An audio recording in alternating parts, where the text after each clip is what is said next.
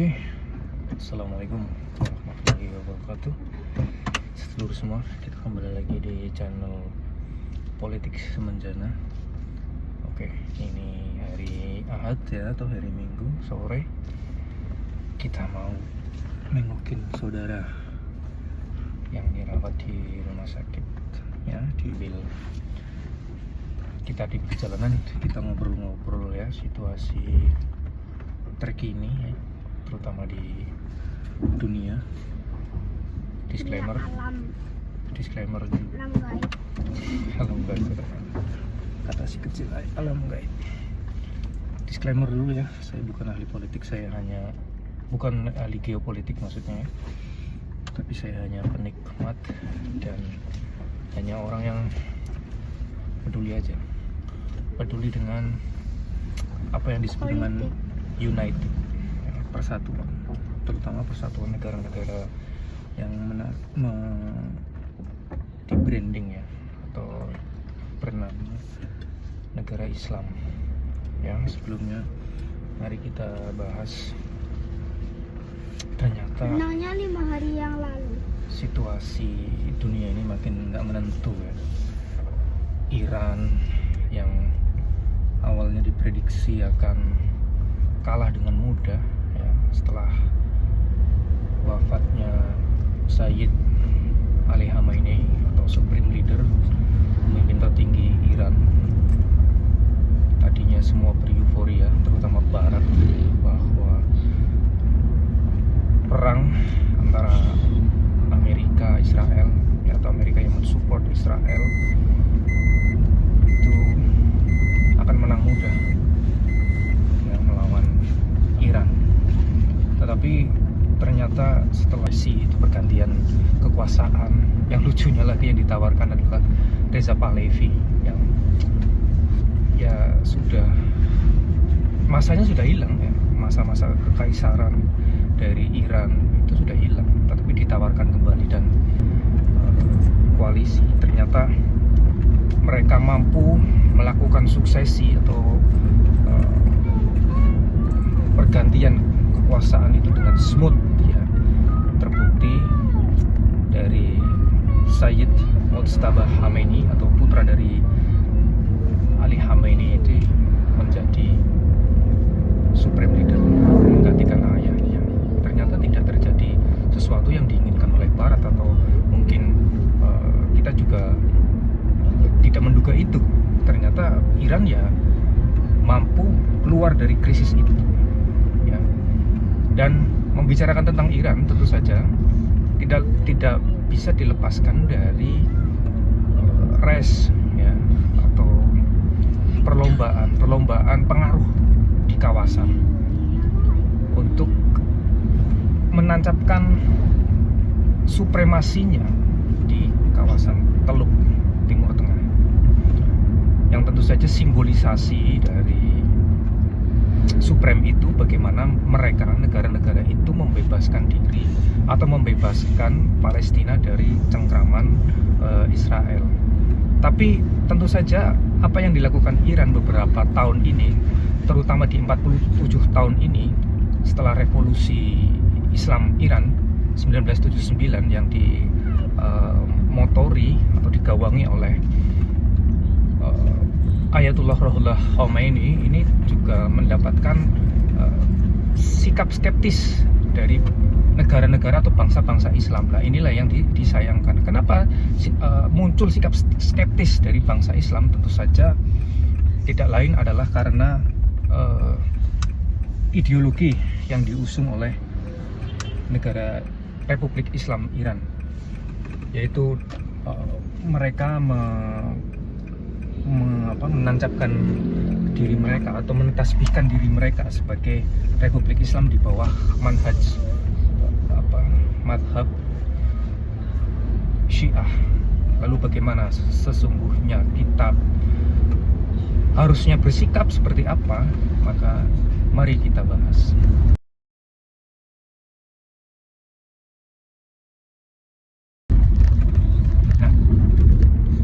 Membahas tentang Iran ini tidak bisa lepas ya dari apa itu Syiah. Syiah tentu saja kalau dari etimologi ya, atau dari makna bahasa dasarnya itu adalah pengikut. Pengikut siapa? Yaitu pengikut Sayyidina Ali bin Abi Thalib karamallahu wajhah atau radhiyallahu anhu, atau saudara-saudara kita yang Syiah itu menyebut Sayyidina Ali sebagai Imam Ali ya. Dan kita perlu mengidentifikasi ada beberapa aliran Syiah ya, yang ada di dunia ini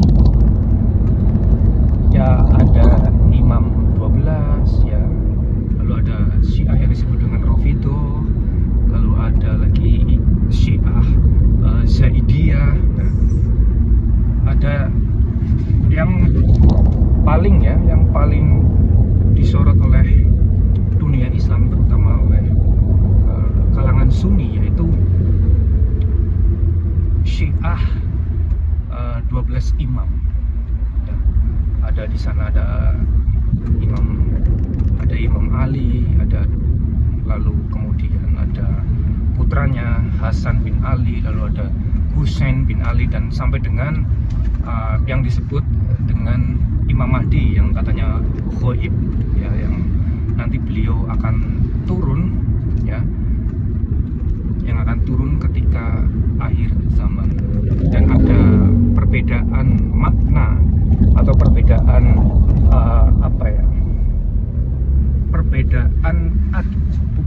perbedaan keyakinan, saya menyebutnya gitu aja. Perbedaan keyakinan antara Imam Mahdinya Sunni dengan Imam Mahdinya dari Syiah ya. Ini mungkin lain kali saja kita bahas. Nah, inilah Syiah inilah yang menurut Ahlussunnah wal Jamaah, oke, sebenarnya tidak semuanya, tidak semua Ahlussunnah wal Jamaah, kita sebut saja saudara-saudara kita yang bermanhaj Salafi atau Wahabi ya, itu menuduh bahwa Imam 12 imam ini dan Syiah Rafidhah ini mereka tidak sepakat dengan para sahabat, terutama sahabat yang 4 ya. Nanti kita akan kesana. Sahabat yang 4, yaitu satu adalah Abu Bakar, yang kedua adalah Umar bin Khattab, yang ketiga Utsman bin Affan, dan kemudian ada Muawiyah bin Abi Sufyan. Mereka menganggap bahwa seharusnya mereka ini yang saya sebut adalah Syiah ya, menyebut bahwa seharusnya kepemimpinan atau khalifah, pengganti, suksesor dari Rasulullah SAW pasca beliau wafat ya, seharusnya adalah Ali bin Abi Thalib. Ini didasarkan kepada satu riwayat yang menurut Syiah sendiri ini menjadi bagian dari akidah, yaitu ada riwayat Hadirkum. Apa itu Hadirkum? Yaitu sebuah wilayah ketika Rasulullah SAW beserta dengan sahabatnya melakukan haji wada atau haji penutup. Ketika beliau dan rombongan ini melakukan perjalanan pulang dari Makkah menuju Madinah, ada suatu tempat bernama Hadirkum. Beliau Nabi Muhammad Rasulullah SAW menyampaikan wasiat bahwa siapa yang menganggap Muhammad ya atau Nabi itu pemimpin, maka tentu saja Ali itu juga maulah ya. Ini maulah menurut Syiah ini diksi pemimpin, harusnya itu Ali bin Abi Thalib yang menjadi pemimpin. Dan hadis ini juga menjadi perdebatan antara Sunni dan Syiah, tapi yang jelas bagi kalangan Syiah ini memang menjadi satu akidah. Tapi ada hal menarik juga, kalau kalangan Sunni ini tidak menganggap bahwa ini kurang kuat, dasar ini kurang kuat, tetapi setidaknya ada satu perawi ya, perawi yang kita hormati sesama Sunni, yaitu Imam Muslim. Ini juga meriwayatkan hal ini. Lalu kemudian menuduh ya sama saudara-saudara kita yang Salafi ini, karena saudara kita yang Syiah ini berkeyakinan bahwa ada hadirkum ini ya, bahwa Sayyidina Ali atau Imam Ali berhak menduduki posisi secara teologis maupun politis ya, maka orang-orang Salafi, saudara-saudara kita yang Salafi ini juga menganggap orang Syiah ini tidak suka. Orang Syiah ini melakukan seperti penghardikan kepada sahabat-sahabat ini ya. Tetapi tidak semua aliran-aliran dalam Syiah itu melakukan hardikan ya, dalam ibadah mereka terhadap beberapa sahabat ya. Ada juga yang menganggap bahwa kalangan Syiah ini juga menghardik istri Nabi, terutama Sayyidah Aisyah radhiyallahu anha. Tapi tidak semua. Ada Syiah Zaidiyah ya, yang ini ada di Yaman, ini sangat berkelin dan sangat tipis sekali perbedaannya antara Sunni dan Syiah. Mereka tidak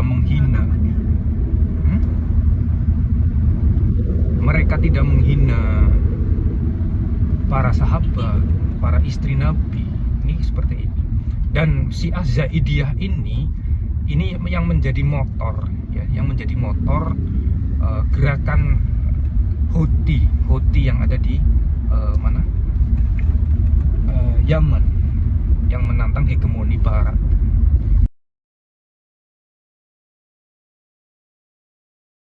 Seperti itu. Jadi tidak semua Syiah ini juga menghina sahabat Nabi. Nah, kita perlu memberikan borderline ya, atau batasan bahasan kita. Bahasan kita akan tertuju kepada bagaimana seharusnya sikap kita dalam rangka atau hajat kita membela kepentingan Palestina, untuk membebaskan Palestina. Ini menyinggung tadi bahwa ada Syiah Houthi ya, yang ada di Yaman, yang ternyata mereka itu membela kepentingan Palestina juga, karena mereka juga melakukan perlawanan yang serius terhadap Israel. Itu ada juga proksi dari Iran ya, ada proksi dari Iran yang membela kepentingan Palestina yang disebut dengan gerakan H ya. Nanti kalau saya sebut secara lengkap, tentu saja ini akan di-ban. Mungkin Anda dan itu panjangan ini juga sudah paham gerakan H ini apa. Nah, selama ini untuk menunjukkan bahwa Palestina ini masih ada, terutama yang ada di Gaza ini, perlawanan untuk menunjukkan eksistensialismenya ya, itu gerakan H ini disupport oleh Iran ya, oleh Syiah. Tetapi apakah kemudian gerakan H ini juga berkelindan dengan apa? Merupakan bagian dari Syiah? Ya belum tentu juga, malah tidak ya. Mereka memanfaatkan bahwa mereka itu ada salah satu statement bahwa saudara-saudara kami yang Sunni ini tidak menolong, makanya saudara-saudara kami yang Syiah menawarkan sebuah bantuan yang kami terima. Bagaimana kalau mereka tidak menerima tawaran dari Iran, Syiah? Maka eksistensi dari Palestina, terutama yang di Gaza, mungkin sudah tidak ada ya. Itu sama. Kemudian dalam peradaban ya, kita umat Islam terutama Sunni ini, kita terkadang mempunyai standar ganda terhadap Syiah ya. Misalnya saja, kita semua ini bangga ketika umat Muslim ya, dulu waktu zaman Golden Age ya, kita mendirikan universitas, kita mendirikan Baitul Hikmah, ya, itu kita bangga dan sebagainya. Ada ilmu kedokteran dan sebagainya, semua bangga bahwa corong dunia semua itu mengarah kepada dunia Islam. Tetapi apakah kita membahas bahwa sebenarnya ada irisan-irisan Syiah di sana?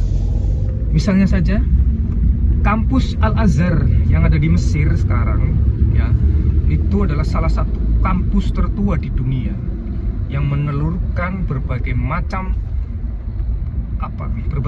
ilmu pengetahuan, terutama pengetahuan retorika Islam dan sebagainya. Ini ternyata berasal dari embrionya juga dari Syiah, yaitu dinasti Fatimiyah. Ya, kita perlu bahas ini dan kita perlu recognize itu, kita perlu mengakui itu bahwa ternyata mereka mempunyai peran.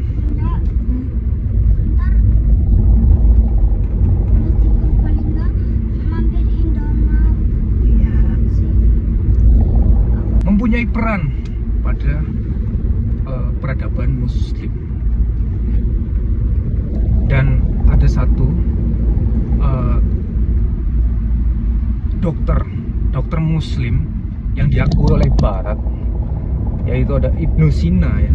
Itu ternyata beliau juga berkelindan dengan Syiah, ya.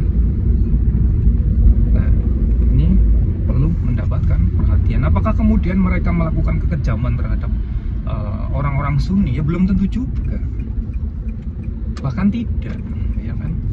Nah, oke, sedikit disclaimer tadi. Setelah didirikan Universitas Al-Azhar oleh dinasti Fatimiyah yang beraliran Syiah Ismailiyah,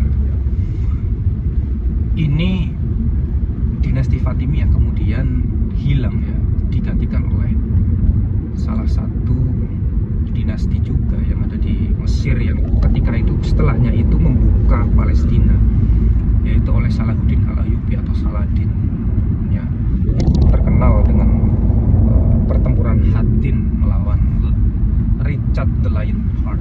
Ini juga dia berdinamika, berretorika di dunia Syiah waktu itu. Tapi apakah kemudian terjadi konfrontasi besar antara Sunni Syiah? Tidak. Nah, inilah yang disebut dengan Ghazul Fikri. Sama saja ketika kita menginginkan kemerdekaan bangsa Palestina, ya, apakah kemudian sekarang bangsa-bangsa Sunni sekarang mempunyai diplomasi ataupun kekuatan militer yang setara dengan para penjajah itu? Kita pikirkan lagi, siapa yang berani menantang hegemoni Barat itu? Iran, kan? Nah, mari kita pikirkan bersama bahwa ada titik tengah antara Sunni dan Syiah. Apabila kita kaitkan dengan perjuangan bangsa Palestina. Mungkin sekian itu saja. Lain kali kita akan bahas topik-topik yang lebih menarik lagi. Wassalamualaikum warahmatullahi wabarakatuh.